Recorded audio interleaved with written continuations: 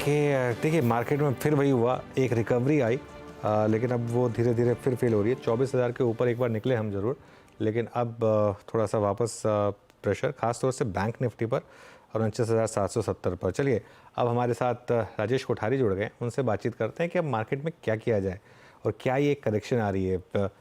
Rajesh ji, good afternoon. क्या कर रहे हैं आप मार्केट में इस समय? कैश रेस कर रहे हैं या फिर इस डिक्लाइन पर बाय कर रहे हैं? Hi, Anuj. Good afternoon, Anuj. So basically, I think correction was I think everybody's expecting correction, and finally it is coming to, which is a good news. I don't think equity market is a market which every day should go up because then it becomes actually unhealthy. तो थोड़ा correction, थोड़ा time consolidation, ये सब बहुत ही important requirement है for a healthy bull market over medium term. So basically, no major changes we are doing. I think जहाँ पे corporate earnings result by and large is reasonably strong. एक narrative बन रहा है that this quarter earnings are not optically that strong.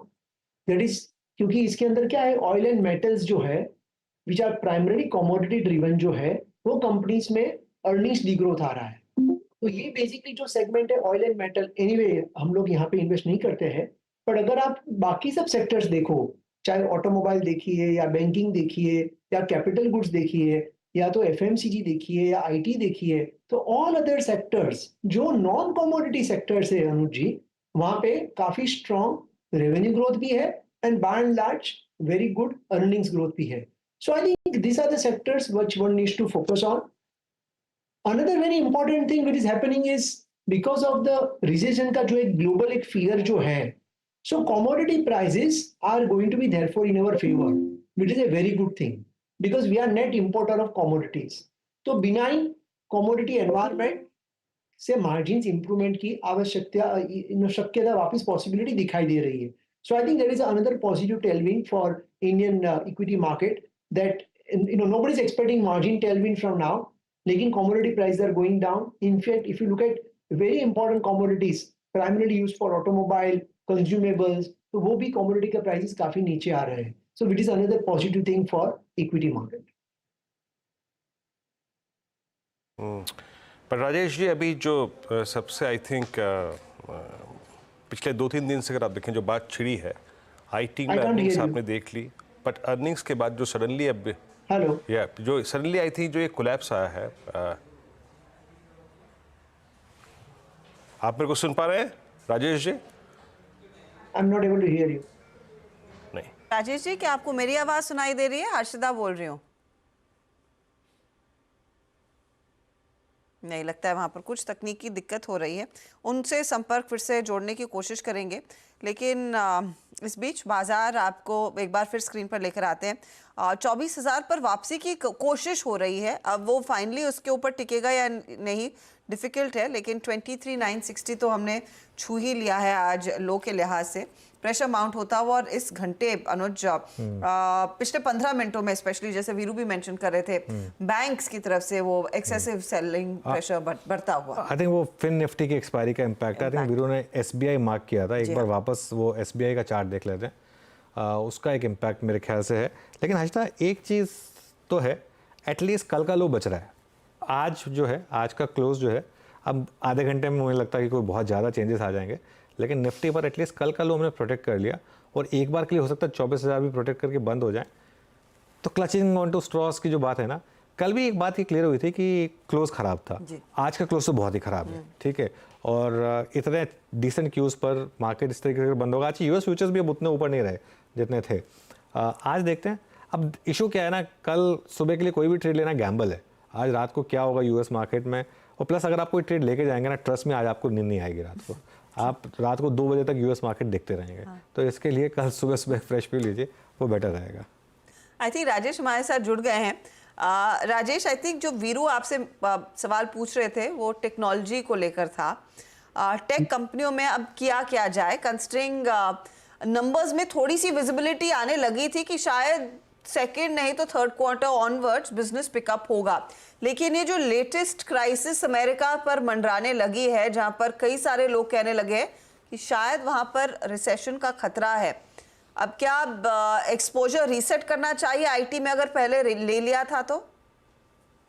नहीं, no I don't think so, because जैसे US market में recession का जो फियर हो रहा है, तो US market primarily now rate cut will start. अभी रेट कट 1 होता है या रेट कट 2 होता है या रेट कट 3 होता है over a period of 12 months, it is anybody's guesstimate and estimate. But as the rate cuts, that journey starts, the IT companies will again start doing well over there. Please remember, equity markets are little bit ahead of time. तो जो fundamental की impact market में तो 6-8-12 महीने पहले हमें करनी पड़ती है. तो हमें लग रहा है कि 2-3 क्वार्टर के बाद growth is going to be better, और इसके लिए therefore from IT sector is going to be by eight declines from now on.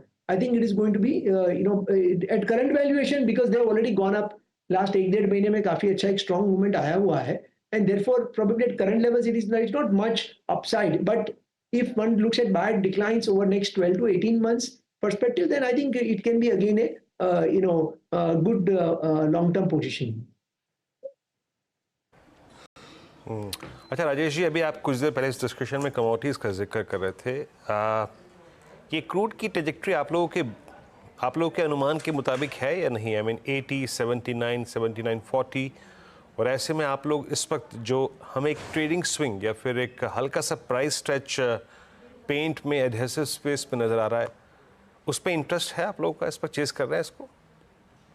Basically as a portfolio हम लोग कमोडिटी कंपनी में इन्वेस्ट करते नहीं है, लेकिन जो वर्ल्ड का जो एनवायरनमेंट है उसमें एक चीज तो शायद बाय एंड लार्ज क्लियर है, that commodity prices are not going to go up. That's a very good news for us.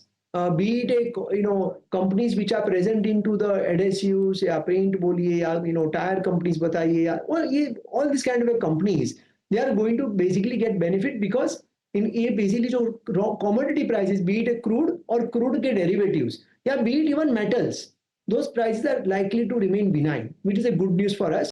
So as a commodity consumer, as I'm saying again, चाहे वो FMCG कंपनी हो, चाहे वो consumer durable companies हो, चाहे वो automobile and related companies हो, they are going to be beneficiary from this benign raw material environment. Okay. Textile stocks हैं क्या आपके पोर्टफोलियो में, या फिर आप ऐड करेंगे बांग्लादेश में जो हुआ उसको लेकर? We are holding few textile companies, क्योंकि यहाँ पे क्या है ना कि बांग्लादेश को खैर that is just overnight development, and I don't think structurally it happens in such short term to move from one country to other country. Vietnam is also काफी बड़ा कॉम्पिटिटर है इंडिया का, so it will play out in the medium to long term. But otherwise textile companies का valuation reasonable है, the margins are going to be also resilient, and US market की economy जैसे धीरे धीरे recover हो रही है, तो वहां पे जो कंज्यूमर का जो कंपनीज का जो डीस्टॉकिंग हो गया था, which has significantly impacted many companies' revenue, तो वो अभी नॉर्मलसी की तरफ जा रहा है, एंड इंडिया का मार्केट शेयर स्लोली स्टेडीली बढ़ रहा है compare to China. So we are overall positive on the textile companies, particularly on the home linen segment or particularly in the garment segment. These two are the segment on which we are positive. Valuations are also quite reasonable. They have not run up that high, and the balance sheets of Indian textile companies, particularly 2-3 players in these segments, they are extremely robust. So that makes us a little bit positive on this textile as a space. Rajesh ji, पिछले 2 trading sessions में मैं Friday से गिन रही हूँ, Friday और कल FMCG कंपनियां रेजिलिएंट रही हैं, यहाँ पर लोगों ने पैसा पार्क करना शुरू किया है. अब एफएमसीजी में आप वो रूरल डिमांड गिन रहे हैं, वहाँ पर ग्रोथ आएगी, उस लिहाज से एक अपॉर्चुनिटी है, या फिर इस मार्केट में कुछ डिफेंसिव चाहिए तो ये स्टॉक्स लेना ज़्यादा बेहतर है, या फिर दोनों का प्ले है? देखो हर्षिता जी, आई थिंक 3 months पहले आपकी चैनल पे हमने बताया था कि we have started buying FMCG companies. उसके 2 रीजन है. एक तो रूरल का जो डिमांड का जो बेस है वो बहुत ही नीचे का बेस है, तो ये बेस से हम खराब नहीं कर सकते as a economy. That base से we are going to do better, that is number 1. उसके बाद number 2, the monsoon has been quite good, तो रेनफॉल अच्छा रहा, तो that will also help for improvement in rural demand. Third important thing is कि जो pricing pressure जो था particularly from the e-commerce players, that is also slightly reducing, क्योंकि वहाँ पे भी there is a winter of the private equity raising, so the competition is also becoming a little bit more healthier. पहले जैसा competition नहीं रहा, unhealthy competition is not happening, which is also a good thing. And fourth important, because of all these things, along with elections, be it central election or be it state elections, that also do a little bit more spending, which helps rural to recover. So the revenue growth is going to be better, the volume growth is going to be better, margins are going to be a little bit better. So earnings growth, because of these 2 parameters, is going to be better than what we have seen in last 3 years. And on valuation, many of these companies are trading at where they were 3-4 years back in terms of absolute prices or in terms of the relative valuations. So again, one need to do cherry picking within the entire consumer space. We also consider automobile as also a part of rural play. We consider FMCG as a part of rural play. We consider consumer durable as a part of rural play. And we also consider, discretionary companies are also part of the urban or rural play. So in that, we need to do cherry picking. And I think there are enough opportunities in this basket.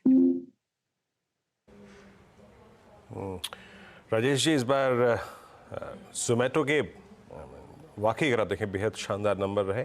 Street ने I think उसको हाथों हाथ लिया, all time high. Even I think इस segment में आप Jubilant foods को देखिए अच्छा करता हुआ. इस सेगमेंट में आप लोग क्या चेज कर रहे हैं इस वक्त और किन स्टॉक्स पे आप लोगों ने कैपिटलाइज किया अपने आप को? Basically, this entire thematic जो है वो basically there is a consumer discretionary. Now, consumer discretionary you can play through various, what I would say, various opportunities within this space. Either you can play through jewelry, or you can play through retail, apparel as a play, or you play through, the platform companies which are into home delivery kind of companies, what you are mentioning. So we have a various segments within that, and it is not that A versus B.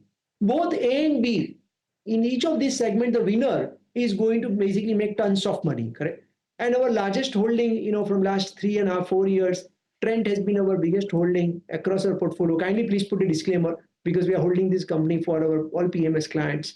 So this is not a recommendation, but we are holding from last 2.5-3-4 years, and it has been a super journey for us. And we continue to like this kind of a names, जहाँ पे the tailwinds are going to be in your favor and companies doing the best. I think please remember one important thing which I wanted to highlight is the aspirations, of course, are becoming higher and higher, but the affordability is also important.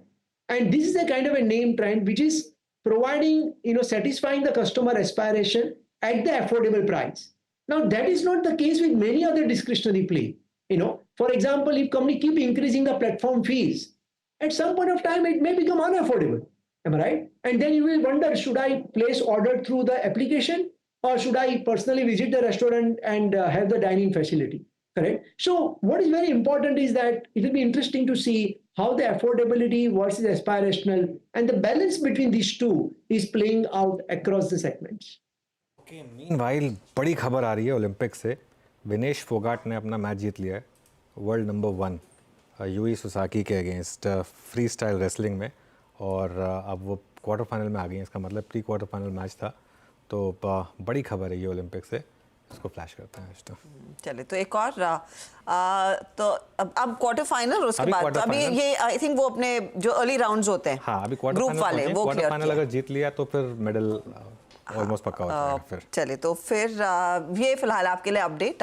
और आज जैसे हम पहले भी mention कर रहे थे, बड़ा दिन है लार्जली ओलंपिक्स में भारत के लिए. अच्छा, मैं एक वेरी क्विक टेक आपसे राजेश जी लेना चाह रही हूँ. ये जो सीमेंट कंपनियों में हम देख रहे हैं एक्शन बढ़ता हुआ 2 बड़े ग्रुप्स के सामने, ये पूरा प्ले वैल्यूएशन के तौर पर अब कितना अट्रैक्टिव रह गया है वर्सेस जो 6 महीने पहले था? Incrementally from the valuation perspective, जो छोटी कंपनी और बड़ी कंपनी में जो बड़ा वैल्यूएशन गैप था, बहुत सारी कंपनीज में valuation the gap is now not that big.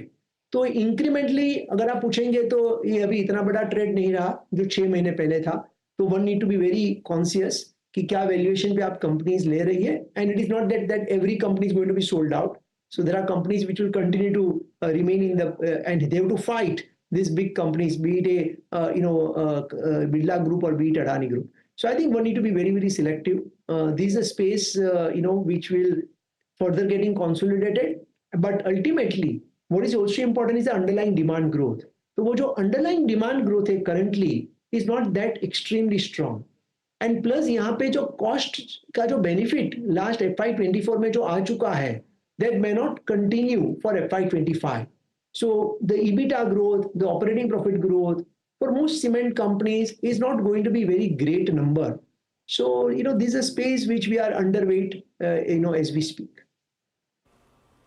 Rajesh ji बहुत बहुत शुक्रिया हमारे लिए समय निकालने के लिए and thanks for your time. ये फिलहाल आपके लिए एक पर्सपेक्टिव आता हुआ। अच्छा, इस बीच 23,978 के लेवल्स पर निफ्टी बैंक भी 350 पॉइंट नीचे, मिड कैप्स में भी बिकवाली का दबाव। तो आधे % के नुकसान पर मिड कैप और निफ्टी बैंक इस समय कर रहे हैं ट्रेड। लोअर एंड की तरफ ही मार्केट क्लियरली फिसलता हुआ आखिरी आधे घंटे में